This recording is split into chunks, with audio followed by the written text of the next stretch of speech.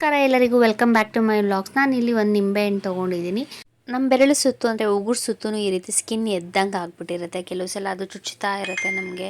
ಆ ಸ್ಕಿನ್ ಎದ್ದೇಳೋದ್ರಿಂದ ಉರಿ ಸ್ಟಾರ್ಟ್ ಆಗಿಬಿಡುತ್ತೆ ನಮಗೆ ಕೆಲಸ ಮಾಡ್ತಾ ಮಾಡ್ತಾ. ಆ ರೀತಿ ಆಗದೆ ಇರೋ ಹಾಗೆ ಈ ರೀತಿ ಒಂದು ಸ್ವಲ್ಪ ನಿಂಬೆಹಣ್ಣನ್ನು ಒಂದು ಅರ್ಧ ಕಟ್ ಮಾಡಿಕೊಂಡು ನಾವು ಆ ನಿಂಬೆಹಣ್ಣನ್ನ ಈ ರೀತಿ ಉಗುರು ಸುತ್ತೂ ರಬ್ ಮಾಡ್ಕೊಳ್ಳೋದ್ರಿಂದ ಆ ಸ್ಕಿನ್ ಎಲ್ಲ ಎದ್ದಿರುತ್ತಲ್ಲ ಅದೆಲ್ಲ ಸರಿ ಹೋಗುತ್ತೆ. ಮತ್ತು ಆ ರೀತಿ ಆಗದೆ ಇರೋ ಹಾಗೆ ನಾವು ಈ ರೀತಿ ಕಂಟ್ರೋಲ್ ಮಾಡ್ಕೋಬೋದು ಫ್ರೆಂಡ್ಸ್. ಈ ಟಿಪ್ಸು ನಿಮ್ಗೆಲ್ಲರಿಗೂ ಯೂಸ್ಫುಲ್ ಆಗ್ಬೋದು ಅಂದ್ಕೊಂಡಿದ್ದೀನಿ. ಈ ರೀತಿ ನಿಂಬೆ ಹಣ್ಣಿಂದ ಮಸಾಜ್ ಮಾಡ್ಕೊಳ್ಳೋದ್ರಿಂದ ಉಗುರು ಸಹ ಶೈನ್ ಆಗುತ್ತೆ. ಉಗುರಲ್ಲಿ ಏನಾದರೂ ಇನ್ಫೆಕ್ಷನ್ಸ್ ಇದೆ ಅದು ಸಹ ಕಮ್ಮಿ ಆಗ್ತಾ ಬರುತ್ತೆ. ನೆಕ್ಸ್ಟ್ ಟಿಪ್ ಬಂದು ನಾವು ತಲೆನಲ್ಲಿ ತುಂಬ ಡ್ಯಾಂಡ್ರಫ್ ಇರುತ್ತೆ, ಹೇರ್ ಫಾಲು ಆಗ್ತಾ ಇರುತ್ತೆ. ಆ ರೀತಿ ಆಗದೆ ಇರೋ ಹಾಗೆ ನಾವು ಮನೆಯಲ್ಲಿ ಕೆಲವೊಂದು ಹೋಮ್ ರೆಮಿಡೀಸ್ನ ಮಾಡ್ಕೋಬೋದು. ನಾನಿಲ್ಲಿ 1-2 ಸ್ಪೂನ್ ಅಷ್ಟು ಮೆಂತೆನ ನೆನೆಸಿಟ್ಟಿದ್ದೆ. ನೈಟ್ ನೆನೆಸಿಟ್ಬಿಟ್ಟು ಮಾರ್ನಿಂಗ್ ಈ ರೀತಿ ಇದನ್ನು ನುಣ್ಣಗೆ ರುಬ್ಕೋಬೇಕು. ಮೆಂತೆನ ನೆನೆಸ್ಬಿಟ್ಟು ನಾವು ಈ ರೀತಿ ರುಬ್ಕೊಂಡಾದ್ರೂ ಪೇಸ್ಟ್ ಮಾಡ್ಕೋಬೋದು. ಇಲ್ಲಾಂದರೆ ನಾವು ಮೆಂತೆನ ನುಣ್ಣಕ್ಕೆ ಪೌಡ್ರ್ ಮಾಡಿಕೊಂಡು ಅದನ್ನು ಸಹ ನಾವು ಮೊಸರಲ್ಲಿ ಅಥವಾ ನೀರಲ್ಲಿ ಮಿಕ್ಸ್ ಮಾಡಿ ನಾವು ತಲೆಗೆ ಅಪ್ಲೈ ಮಾಡೋದ್ರಿಂದ ಡ್ಯಾಂಡ್ರಫ್ ಕಮ್ಮಿ ಆಗುತ್ತೆ. ಮತ್ತು ಹೇರ್ ಫಾಲ್ ಆಗ್ತಾಯಿದ್ರೆ ಹೇರ್ ಫಾಲು ಸಹ ನಮಗೆ ಕಂಟ್ರೋಲ್ ಆಗ್ತಾ ಬರುತ್ತೆ ಫ್ರೆಂಡ್ಸ್. ಇದ್ರ ಜೊತೆಗೆ ನಾನಿಲ್ಲಿ ಒಂದು ಸ್ವಲ್ಪ ನಿಂಬೆಹಣ್ಣು ರಸನ ಮಿಕ್ಸ್ ಮಾಡ್ಕೊತಾ ಇದ್ದೀನಿ. ನಾವು ಈ ರೀತಿ ನೆನೆಸ್ಬಿಟ್ಟು ರುಬ್ಕೊಳ್ಳೋದ್ರಿಂದ ತುಂಬ ಸಾಫ್ಟಾಗಿ ಆಗುತ್ತೆ. ಆವಾಗ ನಮಗೆ ಹೇರ್ ವಾಶ್ ಮಾಡೋಕ್ಕೆ ಈಸಿ ಆಗುತ್ತೆ. ನೋಡಿ ಮೆಂತೆನ ನೆನೆಸಿರೋದು ನಾನು ಈ ರೀತಿ ನುಣ್ಣಕ್ಕೆ ಪೇಸ್ಟ್ ಮಾಡ್ಕೊಂಡಿದ್ದೀನಿ. ಈ ಪೇಸ್ಟನ್ನ ನಾವು ಒಂದು ಬೌಲ್ಗಾದರೂ ಹಾಕ್ಕೋಬೋದು. ಇಲ್ಲಾಂದರೆ ಇದೇ ಮಿಕ್ಸಿ ಜಾರ್ಗೆ ನಾನಿಲ್ಲಿ ಈ ಪೇಸ್ಟ್ಗೆ ಒಂದು ನಿಂಬೆಹಣ್ಣು ರಸನ ಮಿಕ್ಸ್ ಮಾಡ್ಕೊತಾ ಇದ್ದೀನಿ. ನಿಂಬೆಹಣ್ಣಿನ ರಸ ಹಾಕೋದ್ರಿಂದನೂ ಸಹ ನಮಗೆ ಡ್ಯಾಂಡ್ರಫ್ ಆದಾಗ ಇಚ್ಚಿಂಗ್ ಆಗ್ತಾ ಇರುತ್ತೆ. ನಮಗೆ ತಲೆ ಎಲ್ಲ ಒಂಥರ ನವೆ ಥರ ಆಗ್ತಾ ಇರುತ್ತೆ. ಅದು ಸಹ ಕಂಟ್ರೋಲ್ ಆಗ್ತಾ ಬರುತ್ತೆ ಈ ರೀತಿ ನಿಂಬೆಹಣ್ಣು ಹಾಕೋದ್ರಿಂದ. ನಾವು ಬೇಕು ಅಂದರೆ ಇದಕ್ಕೆ ಒಂದು ಸ್ವಲ್ಪ ಮೊಸರು ಸಹ ಮಿಕ್ಸ್ ಮಾಡ್ಕೋಬೋದು. ನಾನಿಲ್ಲಿ ಮೆಂತೆ ಮತ್ತು ಒಂದು ಸ್ವಲ್ಪ ನಿಂಬೆಹಣ್ಣಿನ ರಸ ಹಾಕಿ ಮಿಕ್ಸ್ ಮಾಡಿ ಇದನ್ನು ತಲೆ ಕೂದಲು ಬುಡಕ್ಕೆ ಅಪ್ಲೈ ಮಾಡಿ ನಾವು ಹೇರ್ಸ್ಗೆಲ್ಲ ನೀಟಾಗಿ ಅಪ್ಲೈ ಮಾಡಿ ನಾವು ಒಂದು ಹಾಫ್ ಆನ್ ಅವರ್ ಅಥವಾ ಒಂದು 10 to 15 ಮಿನಿಟ್ಸ್ ಬಿಟ್ಟು ಇದು ಫುಲ್ಲು ಡ್ರೈ ಆದಮೇಲೆ ನಾವು ಚೆನ್ನಾಗಿ ಹೇರ್ ವಾಶ್ ಮಾಡಿಕೊಂಡ್ರೆ ಹೇರ್ ಫಾಲು ಸಹ ಕಂಟ್ರೋಲ್ ಆಗ್ತಾ ಬರುತ್ತೆ. ಡ್ಯಾಂಡ್ರಫು ಕಮ್ಮಿ ಆಗುತ್ತೆ. ಮತ್ತು ತಲೆಯಲ್ಲಿ ಕೆಲವು ಸಲ ನಮಗೆ ಡ್ಯಾಂಡ್ರಫಿಂದ ಗುಳ್ಳೆಗಳಾಗಿ ಇನ್ಫೆಕ್ಷನ್ಸ್ ಎಲ್ಲ ಆಗ್ತಾ ಇರುತ್ತೆ. ಸೊ ಅದು ಸಹ ಕಂಟ್ರೋಲ್ ಆಗುತ್ತೆ ಫ್ರೆಂಡ್ಸ್.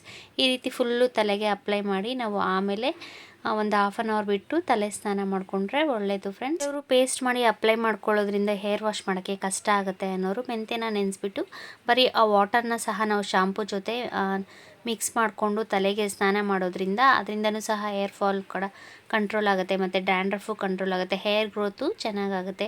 ನಾವು ಈ ರೀತಿ ವಾರದಲ್ಲಿ 1-2 ಸರಿ ಮಾಡ್ಕೊಳ್ಬೋದು. ತಿಂಗಳಿಗೆ 4-5 ಸರಿ ಮಾಡ್ಕೊಳ್ಳೋದ್ರಿಂದ ಹೇರ್ ಫಾಲು ಕಂಟ್ರೋಲ್ ಆಗ್ತಾ ಬರುತ್ತೆ ನಮಗೆ. ಈ ಟಿಪ್ಸು ನಿಮಗೆಲ್ಲರಿಗೂ ಯೂಸ್ಫುಲ್ ಆಗುತ್ತೆ ಅಂದ್ಕೊಂಡಿದ್ದೀನಿ ಫ್ರೆಂಡ್ಸ್. ನೆಕ್ಸ್ಟ್ ಟಿಪ್ ಬಂದು ನಾನು ಇಲ್ಲಿ ಮಿಕ್ಸಿ ಜಾರ್ ತೊಗೊಂಡಿದ್ದೀನಿ. ನಾವು ಚಿಕ್ಕ ಜಾರ್ಗಳನ್ನ ಜಾಸ್ತಿ ಯೂಸ್ ಮಾಡ್ತೀವಿ, ದೊಡ್ಡ ಜಾರನ್ನು ಯೂಸ್ ಮಾಡೋಕ್ಕೆ ಹೋಗಲ್ಲ, ಹಾಗೆ ಎತ್ತಿಟ್ಬಿಟ್ಟಿರ್ತೀವಿ. ಅದು ಕೆಲವು ಸಲ ಏನಾಗುತ್ತೆ ಅಂದರೆ ನಾವು ಯೂಸ್ ಮಾಡೋಕ್ಕೆ ತೊಗೊಂಡಾಗ ಜಾರ್ ಒಳಗಡೆ ಆ ಬ್ಲೇಡು ತುಂಬ ಟೈಟ್ ಆಗಿಬಿಟ್ಟಿರುತ್ತೆ, ಎಷ್ಟೇ ತಿರುಗಿಸಿದ್ರೂ ಸಹ ತಿರುಗೋದೇ ಇಲ್ಲ. ಈ ರೀತಿ ಆದಾಗ ನಾವು ಮನೆಯಲ್ಲಿ ಕೊಬ್ಬರಿ ಎಣ್ಣೆ ಇರುತ್ತಲ್ಲ, ಆ ಕೊಬ್ಬರಿ ಎಣ್ಣೆನ ಒಂದು ಸ್ವಲ್ಪ ಬ್ಲೇಡ್ಗೆ ಹಾಕಬೇಕು. ಆ ಬ್ಲೇಡ್ ನೆಟ್ಟಿರುತ್ತಲ್ಲ, ಆ ನೆಟ್ಟಿಗೆ ಒಂದು ಸ್ವಲ್ಪ ಕೊಬ್ಬರಿ ಎಣ್ಣೆನ ಹಾಕ್ಬಿಟ್ಟು ನಾವು ಮಿಕ್ಸಿ ಜಾರ್ನ ಒಂದು ಸ್ವಲ್ಪ ಹೊತ್ತು ಬಿಸಿ ಮಾಡಬೇಕು. ಬಿಸಿ ಮಾಡೋದ್ರಿಂದ ಆ ನೆಟ್ಟು ಎಷ್ಟೇ ಟೈಟ್ ಆಗಿದ್ರೂ ಸಹ ಅದು ಲೂಸ್ ಆಗ್ತಾ ಬರುತ್ತೆ.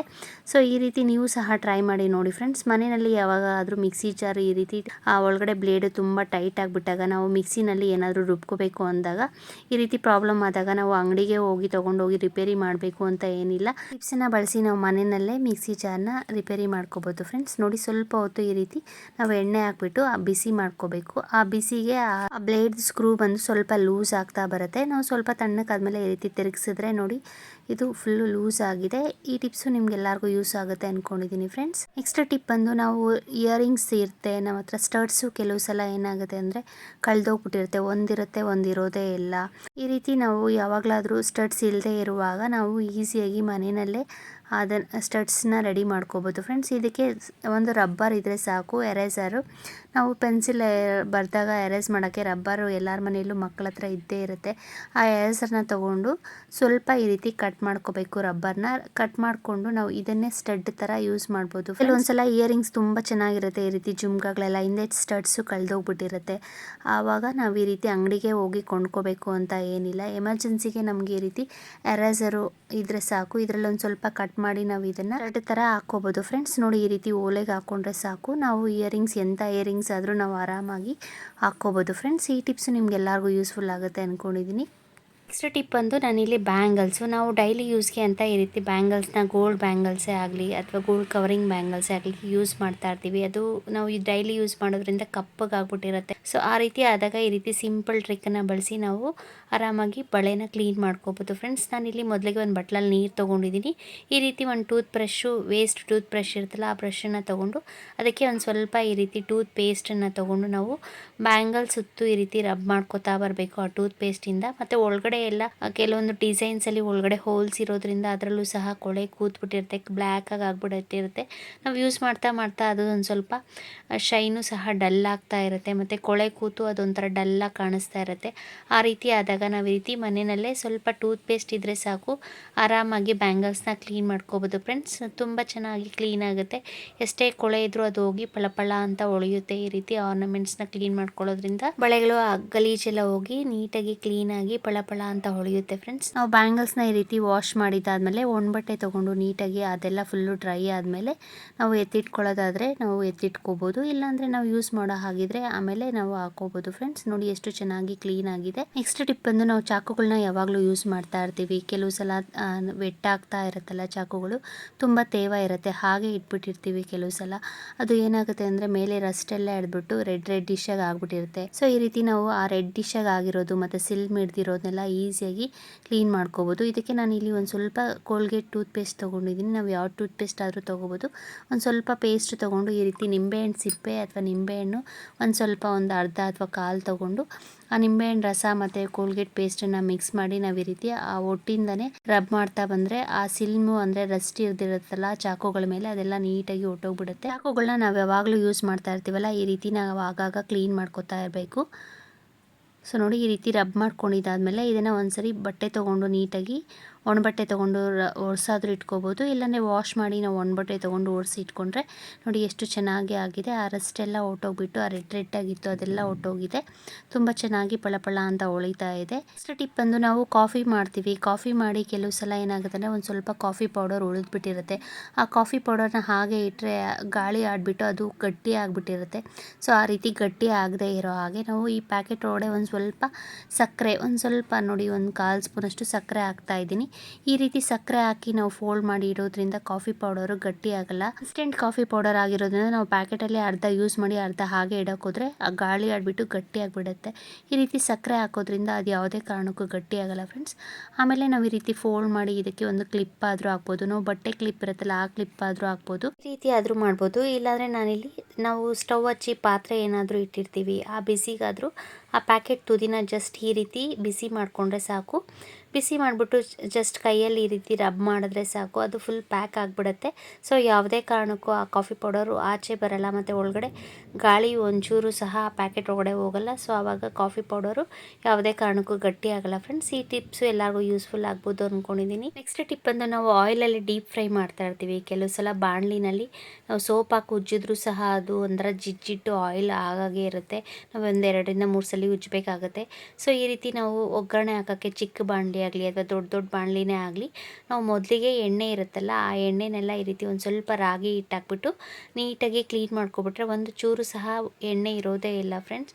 ಆಮೇಲೆ ನಾವು ಒಂದ್ಸರಿ ಸೋಪಲ್ಲಿ ವಾಶ್ ಮಾಡಿದ್ರೆ ಸಾಕು, ಈಸಿಯಾಗಿ ನಾವು ಎಣ್ಣೆನ ಕ್ಲೀನ್ ಮಾಡ್ಕೋಬೋದು. ಈ ರೀತಿ ಬಾಣಲಿನಲ್ಲಾಗಲಿ ಅಥವಾ ಈ ರೀತಿ ಚಿಕ್ಕ ಚಿಕ್ಕ ಪಾತ್ರೆಗಳಲ್ಲಾಗಲಿ ಮೊದಲಿಗೆ ಈ ರೀತಿ ರಾಗಿ ಹಿಟ್ಟು ಇರುತ್ತಲ್ಲ, ರಾಗಿ ಹಿಟ್ಟನ್ನು ಹಾಕಿ ನಾವು ಕ್ಲೀನ್ ಮಾಡಿಕೊಂಡ್ರೆ ತುಂಬ ಚೆನ್ನಾಗಿ ಆಯಿಲ್ ಎಲ್ಲ ಕ್ಲೀನ್ ಆಗುತ್ತೆ ಫ್ರೆಂಡ್ಸ್. ನಾವು ಆಮೇಲೆ ವಾಶ್ ಮಾಡೋದೇ ಬೇಕಾಗಿಲ್ಲ, ಅಷ್ಟು ನೀಟಾಗಿ ಕ್ಲೀನ್ ಆಗಿಬಿಡುತ್ತೆ. ಆಯಿಲ್ ಒಂಚೂರು ಸಹ ಇರಲ್ಲ, ಅಂಟ್ಕೊಂಡಿರಲ್ಲ. ಸೊ ಈ ರೀತಿ ಕೆಲವು ಸಲ ನೆಲದಲ್ಲೂ ಸಹ ನಾವು ಏನಾದರೂ ಪಾತ್ರೆ ಇಟ್ಟಿರಬೇಕಾದ್ರೆ ಆಯಿಲ್ ಆಗಿಬಿಟ್ಟಿರುತ್ತಲ್ಲ, ಆಗಲೂ ಸಹ ನಾವು ಈ ರೀತಿ ಒಂದು ಸ್ವಲ್ಪ ರಾಗಿ ಹಿಟ್ಟನ್ನು ಹಾಕಿ ಕ್ಲೀನ್ ಮಾಡ್ಕೊಳ್ಳೋದ್ರಿಂದ ಒಂದು ಚೂರು ಸಹ ಆಯಿಲ್ ಇರಲ್ಲ ಫ್ರೆಂಡ್ಸ್. ತುಂಬ ಚೆನ್ನಾಗಿ ಕಲ್ಲು ಸಹ ಕ್ಲೀನ್ ಆಗುತ್ತೆ, ಕಿಚನ್ ಕೌಂಟರ್ ಟಾಪು ಸಹ. ಮತ್ತು ಬಾಣಲಿ ಯಾವುದೇ ಪಾತ್ರೆ ಆಗಲಿ ನಾವು ಎಣ್ಣೆಯಲ್ಲಿ ಏನಾದರೂ ಡೀಪ್ ಫ್ರೈ ಮಾಡಿದಾಗ ಈ ರೀತಿ ಮೊದಲಿಗೆ ಈ ಹಿಟ್ಟನ್ನು ಹಾಕ್ಬಿಟ್ಟು ಕ್ಲೀನ್ ಮಾಡಿಕೊಂಡು ಆಮೇಲೆ ಕ್ಲೀನ್ ಮಾಡೋದ್ರಿಂದ ಪಾತ್ರೆ ತುಂಬ ಚೆನ್ನಾಗಿ ಆಯಿಲ್ ಜಿಡ್ಡೇನು ಇಲ್ಲದೆ ಇರೋ ಹಾಗೆ ಕ್ಲೀನ್ ಮಾಡ್ಕೋಬೋದು ಫ್ರೆಂಡ್ಸ್. ಟಿಪ್ ಒಂದು ನಾನು ಬೆಳ್ಳುಳ್ಳಿ ತೊಗೊಂಡಿದ್ದೀನಿ. ನಾವು ಈ ರೀತಿ ಕೆಲವು ಸಲ ತುಂಬ ಬೆಳ್ಳುಳ್ಳಿ ಸುಲ್ಕೋಬೇಕಾಗುತ್ತೆ. ಈಗಂತೂ ತುಂಬ ಒಣಗಿರೋ ಬೆಳ್ಳುಳ್ಳಿ ಸಿಗೋದೇ ಇಲ್ಲ, ಸ್ವಲ್ಪ ಹಸಿ ಹಸಿ ಆಗೇ ಇರುತ್ತೆ. ಅದನ್ನು ಸುಲಿಯೋಕ್ಕೆ ತುಂಬ ಕಷ್ಟ ಆಗುತ್ತೆ. ಈ ರೀತಿ ಬೆಳ್ಳುಳ್ಳಿ ಇದ್ದಾಗ ನಾವು ಒಟ್ಟನ್ನು ಸುಲಿಯೋಕ್ಕೆ ತುಂಬ ಕಷ್ಟಪಡ್ತೀವಿ. ಈ ರೀತಿ ಈಸಿಯಾಗಿ ಟ್ರಿಕ್ಕನ್ನು ಬಳಸಿ ನಾವು ಎಷ್ಟೇ ಬೆಳ್ಳುಳ್ಳಿ ಇದ್ದರೂ ಸುಲಭವಾಗಿ ಬಿಡಿಸ್ಕೋಬೋದು ಫ್ರೆಂಡ್ಸ್. ಕೆಲವು ಸಲ ನೆಲಕ್ಕೆ ಉಜ್ಜಿದ್ರೂ ಸಹ ಅದು ಬೆಳ್ಳುಳ್ಳಿ ಓಪನೇ ಆಗಲ್ಲ, ಅಷ್ಟು ಒಂಥರ ಹಸಿ ಹಸಿಯಾಗಿ ಸ್ವಲ್ಪ ಗಟ್ಟಿ ಥರ ಇರುತ್ತೆ. ಆ ರೀತಿ ಇದ್ದಾಗ ಇದು ಬಂದು ನೋಡಿ ಬೀಟರು. ಈ ರೀತಿ ನಾವು ಒಂದು ಸ್ಟೀಲ್ ಬೀಟರ್ ಮನೆಯಲ್ಲಿ ಇಟ್ಕೊಂಡೇ ಇರ್ತೀವಿ, ಮೊಟ್ಟೆ ಬೀಟ್ ಮಾಡೋಕ್ಕಾಗಲಿ ಅಥವಾ ಕೆಲವೊಂದು ಐಟಮ್ಸ್ನ ಮಿಕ್ಸ್ ಮಾಡೋಕ್ಕೆ. ಸೊ ಇದ್ರೊಳಗಡೆಗೆ ಈ ರೀತಿ ನಾವು ಒಂದು 2ರಿಂದ ಇಲ್ಲಿ ನಾನು ಚಿಕ್ಕದು ತೊಗೊಂಡಿದ್ದೀನಿ, ದೊಡ್ಡದಿದ್ದರೆ ಅದರಲ್ಲಿ ಒಂದು 4ರಿಂದ 5 ಬೆಳ್ಳುಳ್ಳಿನ ಈ ರೀತಿ ಸೇರಿಸ್ಕೋಬೋದು. ಆ ಕಂಬಿ ಹೋಲ್ ಇರುತ್ತಲ್ಲ, ಆ ಹೋಲ್ ಒಳಗಡೆ ಈ ರೀತಿ ಒಂದು 3 ಬೆಳ್ಳುಳ್ಳಿನ ಸೇರಿಸ್ಕೊಂಡಾದ್ಮೇಲೆ ಇಲ್ಲಿ ನಾನು ಸ್ಟವ್ ಹಚ್ಚಿದ್ದೀನಿ. ಸ್ಟವ್ ಹಚ್ಚಿ ನಾವು ಈ ರೀತಿ ಇದನ್ನು ಬಿಸಿ ಮಾಡ್ಕೋಬೇಕು. ಬೆಳ್ಳುಳ್ಳಿನ ಈ ರೀತಿ ಒಂದು ಸ್ವಲ್ಪ ಟರ್ನ್ ಮಾಡ್ತಾ ಇರಬೇಕು, ಸುತ್ತೂ ಬಿಸಿ ಮಾಡ್ಕೋತಾ ಬರಬೇಕು. ಈ ರೀತಿ ನಾವು ಬೆಳ್ಳುಳ್ಳಿನ ಬಿಸಿ ಮಾಡ್ಕೋಬೇಕಾದ್ರೆ ಒಂದೇ ಸೈಡಲ್ಲಿ ಇಟ್ಕೊಂಡಿರಬಾರ್ದು, ಅದು ಬೇಗ ಸುಟ್ಟೋದಂಗೆ ಆಗ್ಬಿಡುತ್ತೆ. ಬೆಳ್ಳುಳ್ಳಿ ಜಸ್ಟ್ ಈ ರೀತಿ ತಿರುಗಿಸ್ಕೊತಾ ಇರಬೇಕು, ಸುತ್ತೂ ಈ ರೀತಿ ತಿರುಗಿಸ್ಕೊಂಡು ಒಂದು ಸ್ವಲ್ಪ ಹೊತ್ತು ಬಿಸಿ ಮಾಡ್ಕೋಬೇಕು. ತುಂಬ ಹೊತ್ತು ಬೇಡ, ಸ್ವಲ್ಪ ಬಿಸಿ ಆದರೆ ಸಾಕು ಬೆಳ್ಳುಳ್ಳಿ. ಬಿಸಿ ಆದಮೇಲೆ ನಾವು ಇದನ್ನು ಈ ರೀತಿ ಆ ಪ್ಲೇಟ್ ಒಳಗಡೆ ಆ ಬೆಳ್ಳುಳ್ಳಿ ಬಿಸಿ ಇರುತ್ತೆ ನೋಡಿಕೊಂಡು ನಾವು ಚಾಕು ಸಹಾಯದಿಂದ ಇದನ್ನು ಹೊರಗಡೆ ತಕ್ಕೋಬೇಕು. ಹೊರಗಡೆ ತಕ್ಕೊಂಡಾದ್ಮೇಲೆ ಜಸ್ಟ್ ಹಾಗೆ ನೆಲಕ್ಕೆ ಉಜ್ಜಿದ್ರೆ ಸಾಕು, ಬೆಳ್ಳುಳ್ಳಿ ಎಲ್ಲ ಹಾಗೆ ಓಪನ್ ಆಗಿಬಿಡುತ್ತೆ. ಕೆಲವು ಸಲ ನಾವು ಈ ರೀತಿ ಸುಟ್ಟು ಬೆಳ್ಳುಳ್ಳಿ ಸಾಂಬಾರಿಗೆಲ್ಲ ಇಡ್ತೀವಿ, ಅದಕ್ಕೂ ಸಹ ಟೇಸ್ಟು ಸಹ ತುಂಬ ಚೆನ್ನಾಗಿರುತ್ತೆ. ನಾವು ಈ ರೀತಿ ಬೆಳ್ಳುಳ್ಳಿನ ಸುಟ್ಬಿಟ್ಟು ಆಮೇಲೆ ಸಾಂಬಾರು ಮಾಡೋದ್ರಿಂದ. ನೋಡಿ ನಾನಿಲ್ಲಿ ಬೆಳ್ಳುಳ್ಳಿನೆಲ್ಲ ತಕ್ಕೊಂಡಿದ್ದಾಗಿದೆ. ಇದನ್ನು ಜಸ್ಟ್ ಹೀಗಂದರೆ ಸಾಕು, ಆ ಹೊಟ್ಟೆಲ್ಲ ಹಾಗೆ ಬಂದುಬಿಡುತ್ತೆ. ನಮಗೆ ತುಂಬ ಕಷ್ಟಪಡೋ ಅವಶ್ಯಕತೆಯೇ ಇರಲ್ಲ. ಈಸಿಯಾಗಿ ಬೆಳ್ಳುಳ್ಳಿನ ಎಷ್ಟು ಬೆಳ್ಳುಳ್ಳಿ ಇದ್ರೂ ಸುಲ್ಕೋಬೋದು ಫ್ರೆಂಡ್ಸ್. ಬೆಳ್ಳುಳ್ಳಿನ ಒಂದು ಪ್ಲೇಟ್ಗೆ ಅಥವಾ ನೆಲಕ್ಕೆ ಹಾಕ್ಕೊಂಡು ಜಸ್ಟ್ ಕೈಯಿಂದ ರಬ್ ಮಾಡಿದ್ರೆ ಸಾಕು, ಆ ಹೊಟ್ಟೆಲ್ಲ ಓಪನ್ ಆಗಿಬಿಡುತ್ತೆ. ಕೆಲವೊಂದು ಬೆಳ್ಳುಳ್ಳಿನಲ್ಲಿ ಒಟ್ಟು ಓಪನ್ ಮಾಡೋಕ್ಕಾಗಲಿಲ್ಲ ಅಂದರೆ ಜಸ್ಟ್ ನೆಲಕ್ಕೆ ಈ ರೀತಿ ನೋಡಿ ಈ ರೀತಿ ಪ್ರೆಸ್ ಮಾಡಿದ್ರೆ ಸಾಕು, ಆ ತುದಿ ಓಪನ್ ಆಗಿಬಿಡುತ್ತೆ. ನಾವು ಈ ರೀತಿ ಈಸಿಯಾಗಿ ಎಷ್ಟೇ ಬೆಳ್ಳುಳ್ಳಿ ಇದ್ರೂ ಆರಾಮಾಗಿ ಸುಲ್ಕೋಬೋದು ಫ್ರೆಂಡ್ಸ್. ಈ ಟಿಪ್ಸು ನಿಮ್ಗೆಲ್ಲರಿಗೂ ಯೂಸ್ಫುಲ್ ಆಗ್ಬೋದು ಅಂದ್ಕೊಂಡಿದ್ದೀನಿ. ಈ ವಿಡಿಯೋ ನಿಮ್ಗೆ ಇಷ್ಟ ಆದರೆ ಪ್ಲೀಸ್ ಲೈಕ್ ಮಾಡಿ, ಶೇರ್ ಮಾಡಿ ಮತ್ತು ಸಬ್ಸ್ಕ್ರೈಬ್ ಮಾಡಿ. Thank you.